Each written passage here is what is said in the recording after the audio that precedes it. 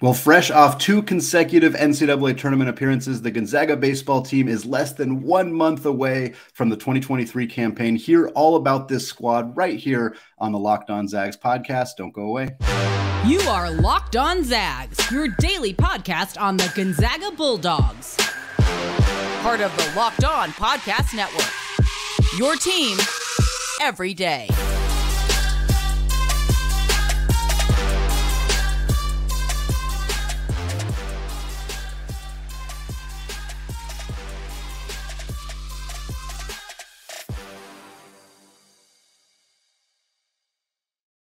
What is going on, y'all? Welcome to the Locked On Zags podcast, part of the Locked On Podcast Network, your team every day. I am your host and longtime Gonzaga podcaster, Andy Patton, here to bring you news and updates on all things Zag athletics. Today's episode of Locked On Zags is brought to you by FanDuel Sportsbook, the official sportsbook of Locked On. Make every moment more by visiting FanDuel.com/LockedOn today to get started.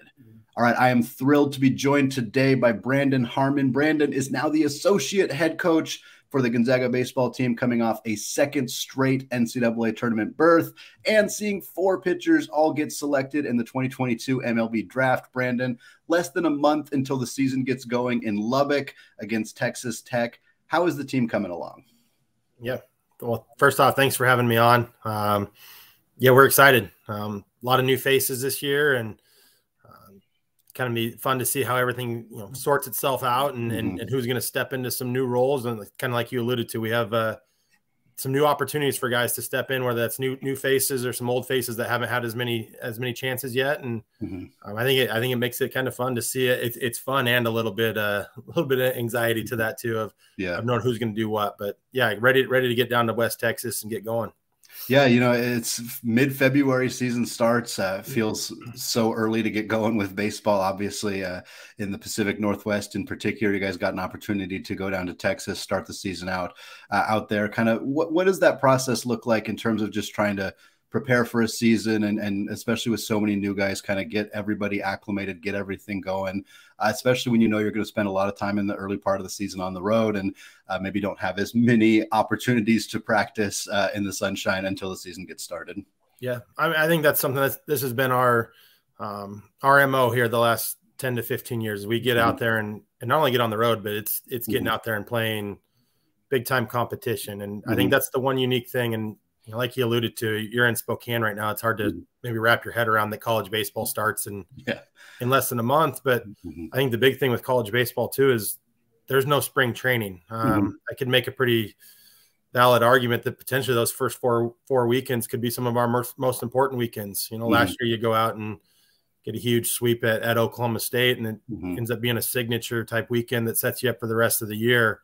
And so we need to be ready to go on February 17th down at those 4 games at Texas Tech are huge from a resume standpoint, huge from your RPI. And so we do a lot of different things here on campus. It's maybe not the most traditional practice setting if you were down at, say, UCLA, but we have a formula and a plan that we work and we think gets our guys ready to roll.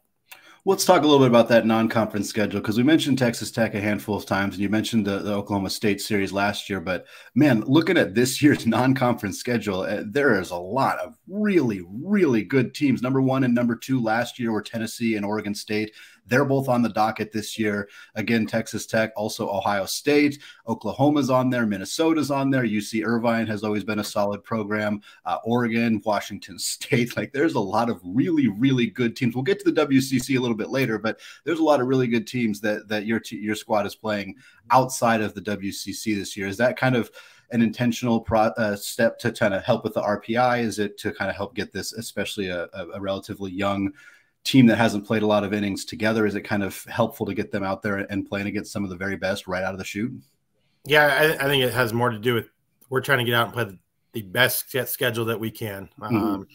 And not so much maybe being a young team, maybe seems a little more daunting when you look at it with everything that we've lost. I mean, these schedules start to get put together, 2 to 3 years in advance. But the formula to getting to the postseason and having success is one challenge in your team, and we need to go win these type of games. We need to go. You got to win those games. It doesn't do you as much good in our situation. you play a lesser opponent, which doesn't make it any easier. But to win those games doesn't help you out from a resume standpoint. And we definitely need to have that in our mind when we're scheduling these games. And so, yeah, going out to Knoxville, I mean, not only is a way to build your resume, but that's a huge recruiting piece. You know, it's a way to put our guys on on that setting to go out and compete versus the very best. They were the premier team last year, and they stumbled in the super regionals, but that place is going to be rocking. You mentioned Oklahoma. This is maybe our biggest home series that we've ever had. You know, they were the runner up in Omaha last year. And so getting them to Spokane for graduation weekend. And then, yeah, you have your traditional, Oregon States, Oregons. Yeah. You mentioned UC Irvine. They're going to be very competitive. And so we're really looking forward to the challenge. Yeah, absolutely. You mentioned the recruiting piece, and I kind of hadn't thought about that, but it makes sense to be able to sell, incoming students on, hey, we're going to go play this team. We're going to go out to Lubbock. We're going to go out to Knoxville. We're going to go out to so-and-so. We're going to bring Oklahoma to the house and play them here. And it seems like for a team that, I mean, you think about basketball and recruiting there, you're recruiting a handful of guys a year. For baseball, you got a lot more guys. I think 16 newcomers is what I read on the baseball website. Like that's a whole basketball team. Like you're recruiting a lot of different guys year in and year out. So outside of the scheduling piece, kind of how is that process in terms of trying to find and identify talent when you have so many different positions to fill basically on a year-to-year basis?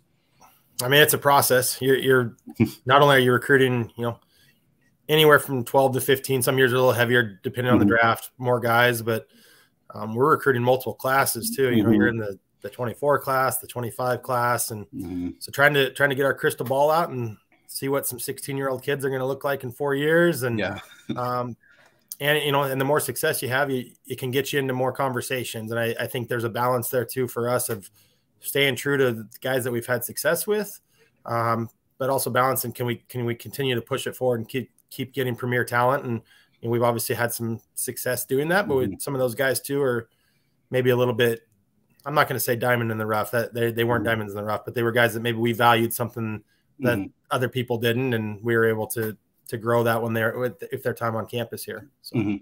Absolutely. Well, like we said, Gonzaga saw 4 pitchers selected in the 2022 MLB draft. How this team replaced that talent and who's coming up next is what we're going to talk about in the next segment. Before we do that, though, today's episode of Locked On Zags is brought to you by FanDuel. The NFL playoffs are here, and we are really excited about our new sports betting partner for Locked On because they're the #1 sportsbook in America, FanDuel. And if you're new to FanDuel, that's even better. They have so many great features that make betting on sports fun and easy. New customers join today and get started with $150 in free bets guaranteed when you place your first $5 bet. You just sign up at FanDuel.com/lockedon. FanDuel has all your favorite bets from the money line to the point spreads to player props. Plus, you can even combine your bets for a chance at a bigger payout with a same game parlay. Bet comfortably on an app that's safe, secure, and super easy to use.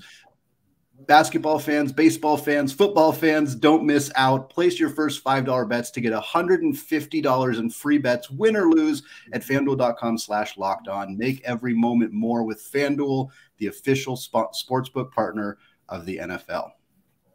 All right, segment 2, still Andy Patton, still Locked On Zags, still here chatting with Brandon Harmon, the associate head coach of the Gonzaga baseball program.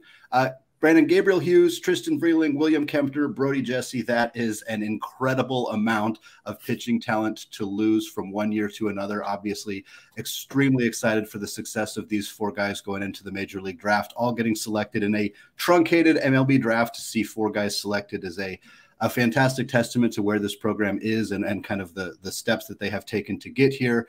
But when looking at the roster, you're looking at a team that lost a lot of innings, lost a lot of talent in the pitching room. Clearly, Owen Wild is a player coming back. We've seen that he's already picked up some preseason All-American nods. So obviously a lot of that kind of pressure, a lot of that, what's going to happen to this team next year is going to kind of depend a lot on what he does. But, what can you say about him and what you're expecting out of him, maybe some of the other guys who are going to have to step up on a pitching staff that lost a lot of talent?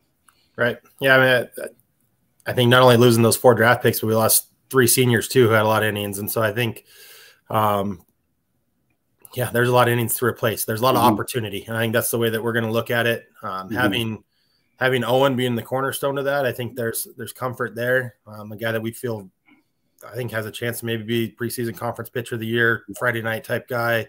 Had a huge sophomore year for us. I mean, Will Kempner missed, I think, close to 8 weeks last year. And Owen slid right in and was that Swiss Army piece for us that kind of kept us going. And so, I mean, beyond, we expect big things out of Owen. I'm excited about him. There's comfort with him.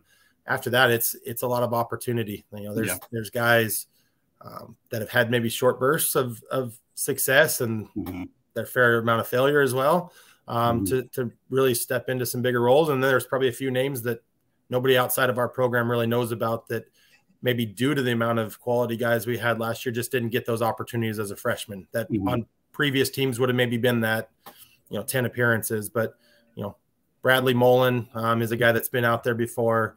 A couple of young guys, Nate DeShriver, Kai Francis, both have a chance. And then we have a grad transfer, Ty Buckner, that we're kind of counting on to come in and be able to fill one of those roles. But, these next 3 weeks are going to really help sort that out of who fits into what role. And I think confidently right now I can say that Owen's got a spot locked in. And after that, it's, I have a good idea of who's going to go where, but it's a pretty open competition, and how they perform here these next 3 weeks is going to dictate that. Absolutely. Well, you mentioned Mullen, you mentioned a couple of the other pitchers. I'm curious, looking at the other side of the game, looking at the hitting stuff, obviously not as many players, not any guys selected in the draft, not as many obvious guys who departed the program, but still some guys who left, some roles that need to be filled. I'm curious, just kind of looking at the hitting side of things, who are some guys that we're expecting to really step up, and if this team is to reach a third straight NCAA tournament, if this team is to reach the ceiling that you and Coach Mackhoff and everybody have kind of identified for this team, like who are some guys on the hitting side who really are going to step up and have a big year? Yeah, I think that's a big positive. We're going to be experienced on the offensive side. We lose one big bat in Tyler Rando. Had a chance to sign a free agent deal with the Marlins, hitting the middle of our order for 2 years. But beyond that, you return 6 to 7 regulars, highlighted I think by the left side of our infield with Cade McGee is reigning conference freshman of the year. I think he hit close to 12 home runs. He's got a chance to be a cornerstone type player, a good draft pick when he's eligible next year. Connor Cabalas, can't say enough good things about him. He was kind of our unsung hero last year, but conference defensive player of the year. He's just rock solid. And then Xavier Pinales had a really great year for us as a junior last year. And I kind of envisioned him and another guy, Enzo Apodaca, is all freshman team center fielder. Both those guys in their second year of Division I baseball, I think, taking a big jump. Kind of trying to fortify our lineup a little bit too. Brought in a great JC transfer, as junior college national player of the year, and Brian Calmer. Has a chance to play first base and maybe play some third base when Cade McGee pitches as well too. And so I think there's a lot of really exciting pieces. And guys like Grayson Sterling, I feel like he's been here for 7 years, and maybe he has been now with COVID and a red shirt, but guys that have a lot of experience under their belts. And so I think maybe there isn't just the one guy outside of McGee that just stands out as being the premier guy, but I think 1 through 9, there's a lot of depth and a lot of guys that know how to play the game. You mentioned a handful of the newcomers, and obviously the grad transfer in Buckner, a nice addition to a pitching staff that could use some experience there. But are there other new guys, whether they're JUCO guys? I know there's a handful of those, of course, pure freshmen who are coming in, who you guys are really expecting, like, hey, maybe it's the next Cade McGee, maybe it's another guy who kind of breaks out as a true freshman and kind of cements themselves as a premier player to watch for this program going forward. I think the one guy that really stands out as a true freshman that's got a chance to really go is Peyton Graham. He's from the Tri-Cities went to Kamiakin High School, was a great two-way guy, great football player in high school, and he's just a pitcher now. And it's an exciting arm. I mean, it's got a chance to be in 3 years a really good draft pick, up to 95, 96. How quick he, adjust to the speed of the Division I baseball from a high school player. I mean, that's be a little bit of a process there. It might not be week 1, but I think by week 5 or 6, you could see him being in the center of what we need to do with our rotation. Another newcomer, he's the NWAC pitcher of the year, the Northwest Junior College Association. Jeff Nelson, kind of a funky guy. He's got a little bit of Alec Jacob to him. But a guy I think can have a really important role for us and fill some really important innings. And being a new guy, but it's a little bit older, who's been in the fire, at college baseball at least. So, and Alec Jacobs certainly not a bad arm to get a comparison to with the success that he's had in the San Diego system. I want to switch gears with you a little bit, Brandon, and kind of talk more broadly about the NCAA and specifically the changes that have kind of come down in the last couple of years, notably the NCAA transfer portal and the NLI impact. Obviously, those get talked about primarily through the lens of football and basketball, but obviously they do have an impact on every sport, and certainly on baseball, a team that, as we talked about, has a fair amount of turnover year in and year out, and bigger rosters than basketball, at least certainly not than football. But I'm kind of curious how in the first couple of years of these two things being kind of new and experimental in the NCAA, how you have found them to impact your role, how you have found them to impact the Gonzaga baseball program, and really just perhaps college baseball a bit more broadly. Mm-hmm. I think everything you read about the portal being the Wild West, I think is accurate. Yeah. I mean, there's a lot of guys in there, and there's a handful that probably should be in there to go and maybe look for a new opportunity, or maybe advance the program they're trying to go to, if that's what they so choose. And then you have a lot of guys in there that they're searching for greener pastures that aren't necessarily, it's the same situation wherever they're at. Us individually, I mean, we've had a couple really good grad transfers on the last two teams you alluded to. Shea Kramer started at first base, Andrew Orzel the year before. We have the one grad transfer this year, and Ty Buckner, and we lost one player to the portal as well too that we didn't really anticipate. But we haven't really dipped our toes into that water, as crazy. And part of that too is, we felt it this summer. You talk about NIL. There was a few guys that we thought we'd be a pretty attractive piece to, and man, there's some school, SEC, ACC, some of the Big 12, and all of a sudden, they're throwing out, it's not basketball, football type NIL, but $20,000 to $25,000 potentially. That's a lot of money to a 22-year-old. Yep. We weren't in the game on that. That hasn't been really anything that we don't have a whole lot of presence in the NIL, and that's okay. We feel like what we have to offer at Gonzaga, as far as our education, our experience, our development, we still have, there's still a lot of good things there, but sure. You are seeing it in our sport. It's starting to creep in, and like I said, the SEC especially, there's a lot going on there. You said LSU landed 3 of the very best players in the country, and I think there's some NIL. Sure.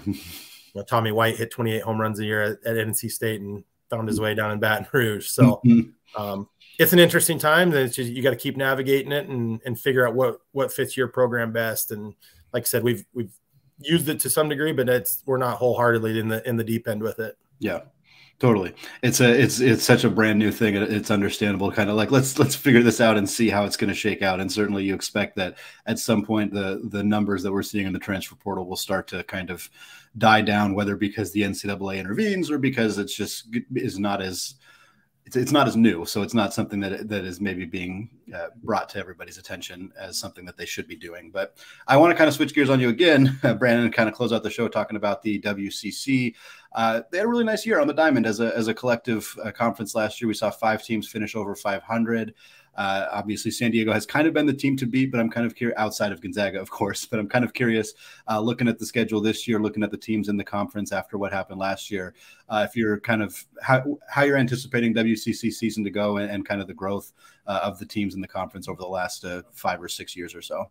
Yeah, I think the cast of characters that we saw last year would be similar. I think San Diego, they had a little dip there from like 2013 to 2020, and the last 2 years they've kind of reasserted themselves as being a team that they're really good. And there's a lot of good things going down there at the campus at USD. So I anticipate them being good. I think BYU has a chance to be good again before they depart us for the Big 12. Portland was a team that had a really good year last year, and they have some pieces to fill, but I think they're on the upswing. And then, kind of to back up to what we were just talking about with transfer portal and a couple programs maybe lost, they were on the wrong end of that. They had 2 or 3 of their best players make that move to go to different places. And so I think maybe a little bit more of a mixed bag with what we're going to get from a couple of teams. I truly don't know. And then I look at a team like Santa Clara that I think they're pretty talented. That was a group that didn't make our conference tournament last year, but I see a lot of pieces there that they returned, had a couple guys that didn't go in the draft that I think have a chance to compete. But I think it's going to be wide open, and we definitely are ready to throw our name in the hat there to defend our last couple of years. Absolutely. You mentioned BYU there, and I kind of wanted to close the show talking about BYU a little bit. Obviously, as you mentioned, they are heading to the Big 12 after this, their final go round in the WCC. And I'm curious what the experience has been like getting a chance to play this school. Obviously, kind of before they were added to the WCC, the conference was basically Spokane, Portland, and then everybody else down the West Coast line in California, having an opportunity to play a school in a different geographical area, different elevation, and obviously a program that has a ton of resources, a ton of students, all of that stuff. Like kind of what the experience going up against BYU has been like, and what kind of loss it might be for the WCC with them to be departing. Yeah, I think it's been a lot of positives. The only negative, I'll start with the negative and finish the positive. They do have one built-in advantage. You always play them on Thursday, Friday, Saturday series. Yeah, that's true. They're always on pace, and you're always adjusting to them. But outside of that, it's been nothing. Classy program, talented. They play hard. Their facilities are absolutely gorgeous down there in Provo. It's a trip we look forward to taking down there and playing. And so I think it leaves a big void in the conference. I think they've obviously, if you look over the last 7 or 8 years, they've been in the top 4 regularly. And so we're looking forward to having one last go around with them here. And who knows with all the rumors, maybe we'll join them here at some point. That's all hearsay. I have no insight there, but yeah, I think they're a program that's, they will be missed in conference for sure, aside from having to play them a day earlier than everybody else. Yep. Totally.